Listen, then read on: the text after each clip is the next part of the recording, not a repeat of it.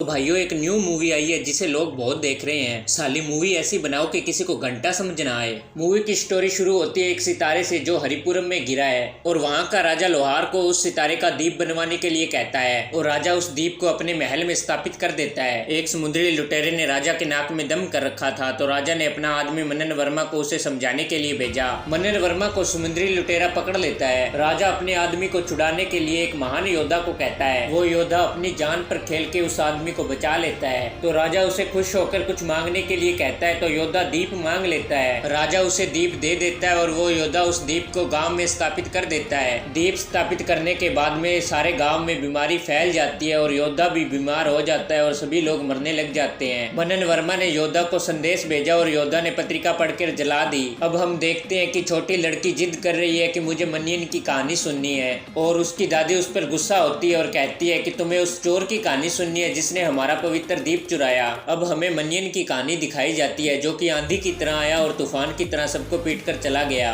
सभी गांव वाले उसे इसलिए पकड़ रहे हैं क्योंकि उसने गांव में चोरी की थी। मनियन की बीवी अपनी बेटी के लड़के को चोरी करने की सलाह दे रही है। उस छोटे लड़के का नाम अजय होता है। वो एक इलेक्ट्रिशियन है और उसने अपनी चमक छल्लों से बात करने के लिए रेडियो का लाइसेंस भी ले रखा है और मस्ती कर रहा है। गाँव में कोई भी चोरी होती है तो सबसे पहले पुलिस अजय को ही पकड़ती है क्योंकि अजय का नाना मनियम बहुत बड़ा चोर था। सुदेव और उसका दोस्त दोनों गांव में आते हैं और मुखिया के घर जाते हैं और कहते हैं कि हम टीवी पर प्रोग्राम बनाते हैं। यह कहकर वो गांव में रुक जाते हैं जो कि गांव से पवित्र दीप को ले जाने हैं और उसे बेचकर करोड़ों कमाना चाहते हैं। रात को लक्ष्मी को अजय मिलने जाता है तो एक चोर चोरी करके भाग रहा होता है। सबके शोर मचाने से अजय वहां से भागता है तो सभी उसे चोर समझते हैं और उसे पुलिस में दे देते हैं। पुलिस वाले उसे काफी मारते हैं। तभी नया सीआई आता है और अजय को छोड़ देता है क्योंकि उसके खिलाफ कोई सबूत नहीं था। सुरेश अजय को मंदिर में ले जाता है और कहता है कि दीप चोरी हो गया। अजय यह देखता है तभी सुदेव आकर उसकी वीडियो बना लेता है और अजय से कहता है कि तुम्हें हमारे लिए असली दीप लाना होगा वरना यह वीडियो सारे गांव वालों को दिखा देंगे, वो तुम्हें चोर समझेंगे। सुरेश ने सुदेव का साथ इसलिए दिया क्योंकि सुदेव को पता चल चुका था कि गांव में चोरी सुरेश ही कर रहा है। अब हमें दिखाया जाता है कि मनियम को पकड़ने के लिए पुलिस आई है और मनियम कहीं छुपा हुआ है। तभी एक पुलिस वाला उसकी बीवी पर हाथ डालता है तो मनियन उसे कुत्ते की तरह मारता है। मनियन की बीवी उसे कहती है कि गाँव वालों से सब कुछ छीन लो तो मनियन सोच लेता है कि गांव में से दीप चोरी करना है। अजय मैप बनाता है और दीप को सारी जगह ढूंढता है। मनियम दीप चुराकर अपने दोस्त लोहार को दिखाता है तो वो बताता है कि यह दीप तो नकली है। अब हमें पता चलता है कि राजा ने योद्धा को धोखा दिया और उसे असली दीप नहीं दिया। यह बात भी मनियम को पता चलती है तो मनियम जैसे तैसे करके राजा के महल से असली दीप चुरा लेता है। तभी गाँव का जमींदार अजय को अखाड़े में लड़ने के लिए कहता है ताकि वो उसे जान से मार सके। अजय उसकी बेटी से प्यार करता है, यह उसे पता चल चुका है। अब मनियन नकली मूर्ति वापस रखने जा रहा है तो सभी गांव वाले उसे जाल डालकर पकड़ लेते हैं। मनियन उनको मारता है और भागते भागते एक बड़े से झरने के पास आ जाता है और मनियन गांव वालों से कहता है कि आगे बढ़े तो इस दीप को नीचे फेंक दूंगा। तभी गांव वाले उसकी बीवी और बच्ची को वहां ले आते हैं तो मनियन को मजबूरीवश नीचे कूदना पड़ता है।